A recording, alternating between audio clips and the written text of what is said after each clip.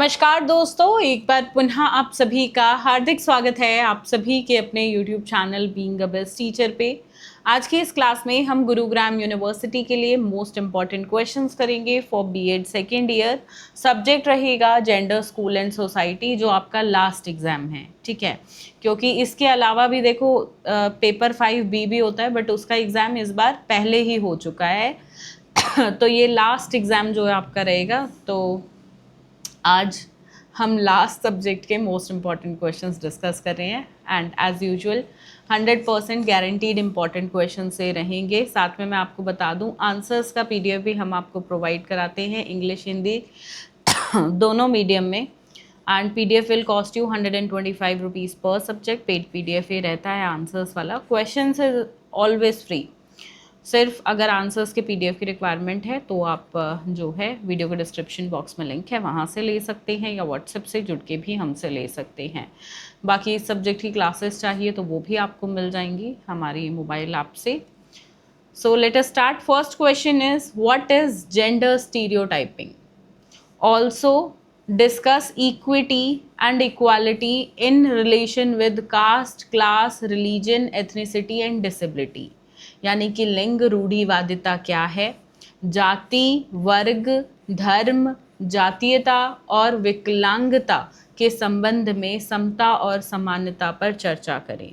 दूसरा है what is patriarchy, what are the characteristics of patriarchal system. पितृसत्ता ये क्या होता है भाई, और पितृसत्तात्मक जो शब्द है, इसकी व्यवस्था है, इसकी विशेषताएं आपको बतानी है। मतलब बेसिकली ब्रीफ में पितृसत्ता के बारे में बताना है। एक क्वेश्चन ये भी लगभग हर साल आता है, जेंडर आइडेंटिटी, ठीक है।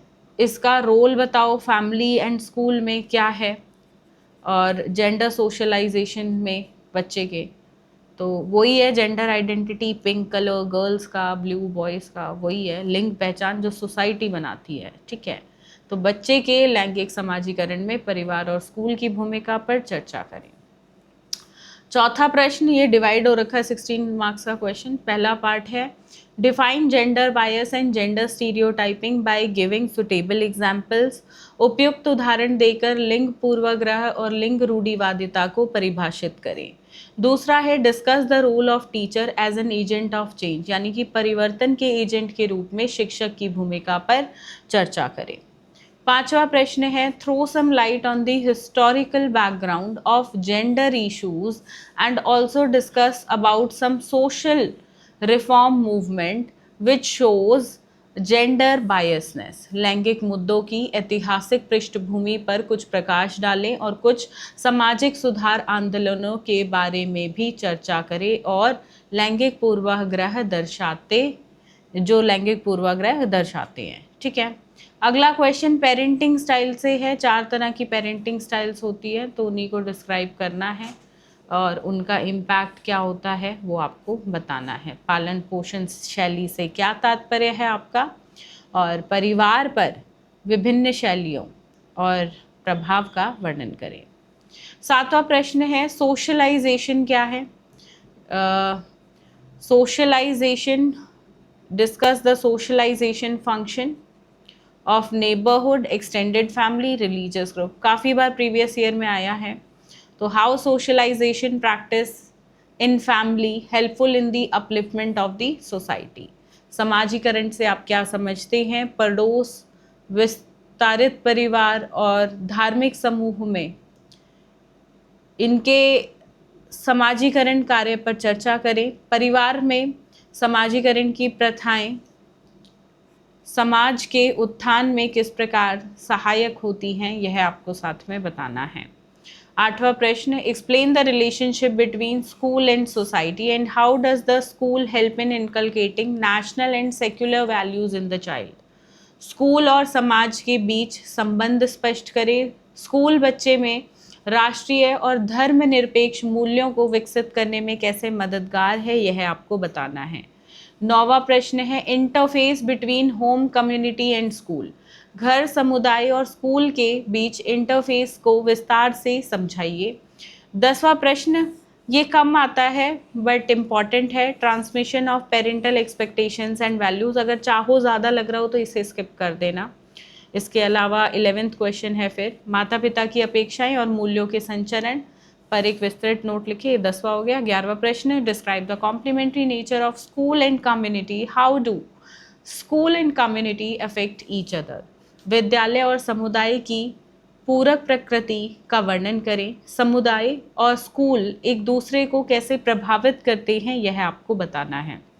12वां प्रश्न, थ्रो सम लाइट, ये भी कम इम्पॉर्टेंट है बट आया हुआ है प्रीवियस ईयर में। Teacher as an agent of change and the discuss the impact of teacher and school culture on children. शिक्षक परिवर्तन के एजेंट के रूप में कथन पर प्रकाश डाले और बच्चों पर शिक्षक और स्कूल संस्कृति के प्रभाव पर चर्चा करें। ठीक है, तो teacher as an agent of change.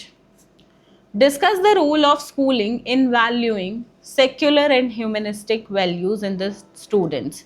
Hindi में प्रश्न कुछ इस प्रकार से, छात्रों में धर्मनिरपेक्ष और मानवतावादी मूल्यों को महत्व देने में स्कूली शिक्षा की भूमिका पर चर्चा करें। 14वां प्रश्न है, gender identity is created by social environment, justify the statement in the light of role of family and media with suitable examples. लिंग पहचान सामाजिक परिवेश द्वारा निर्मित होती है, परिवार और मीडिया की भूमिका के आलोक में उपयुक्त उदाहरण सहित कथन की पुष्टि कीजिए। तो ये यहाँ से 14 इम्पॉर्टेंट क्वेश्चन है 16 मार्क्स के हिसाब से। अब शॉर्ट नोट्स 4 मार्क्स में जो स्पेसिफिकली आते हैं वो कुछ इस प्रकार से रहेंगे, पर मैं आपको बता दूं जो अभी तक हमने 16 नंबर के प्रश्न किए हैं वो भी पूरा प्रश्न ना पूछ के थोड़ा सा टुकड़ा एज अ पार्ट 4 मार्क्स में आ जाते हैं। जो स्पेसिफिकली 4 मार्क्स में आएंगे वो कुछ इस प्रकार से है, विस्तृत परिवार, extended family, impact of parenting style on socialization of the child, बच्चे के समाजीकरण पर पालन पोषण की शैली का प्रभाव, concept of equity and equality in relation with religion ethnicity, धार्मिक जातीयता के संबंध में समता और समानता की अवधारणा, impact of school on children, बच्चों पर स्कूल का प्रभाव, role of school in developing humanistic values, मानवतावादी मूल्य विकसित करने में विद्यालय की भूमिका। तो ये रहेंगे आपके इस साल के अत्यंत महत्वपूर्ण प्रश्न। सिर्फ इतना कीजिए और आप एग्ज़ाम के लिए पूरी तरह से तैयार हैं। यहाँ से भी 2-3 क्वेश्चन आप थोड़े छोड़ सकते हो अगर ज़्यादा सिलेबस लग रहा हो आपको। कौन कौन से छोड़ सकते हो वो मैंने वीडियो में बीच बीच में आपको बताया है क्लास के दौरान, तो आप रिवाइंड करके देख लीजिएगा। ठीक है, बाकी आंसर्स के PDF को डाउनलोड कर लेना, अच्छे से पढ़ो। बहुत आसान तरीके से मैंने कोशिश की है आपको सभी नोट्स प्रोवाइड करने की आंसर्स PDF में, और जैसे कि आप बाकी सब्जेक्ट्स में प्यार दिखाते रहे हो ऐसे ही दिखाओ, अच्छे से पढ़ो and I wish you all the best.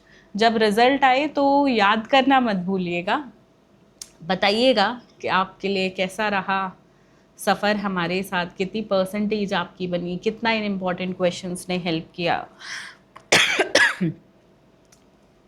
एक चीज़ आपसे रिक्वेस्ट करूँगी क्योंकि ये लास्ट आपका रहेगा, तो एक कमेंट सिर्फ मेरी रिक्वेस्ट पे प्लीज़, पर्सनल बेसिस पे रिक्वेस्ट है आप सभी से, कमेंट करके ज़रूर एक रिव्यू दीजिएगा बाकी सब्जेक्ट्स की जो इम्पोर्टेंट क्वेश्चंस थे उन्होंने आपको एग्ज़ाम में कितना हेल्प किया। ये एक रिव्यू आपके जो जूनियर्स होंगे ना उनके लिए बहुत हेल्पफुल होगा, तो अपने जूनियर्स के लिए प्लीज़ ये छोड़ दीजिएगा, ताकि कई बार स्टूडेंट्स जब कंफ्यूज होते हैं कि क्या मैं एक यूट्यूब चैनल जो मुझे ऐसे ही रैंडमली मिल गया इसके इम्पॉर्टेंट क्वेश्चंस पे विश्वास करूं ना करूं, ऑल्दो कहा जा रहा है 100% गारंटीड है, पर एग्ज़ाम्स का मामला होता है, रिस्क लेने में बच्चा डरता है, तो आप सबके रिव्यूज़ बहुत फ़ायदेमंद होंगे उनके लिए।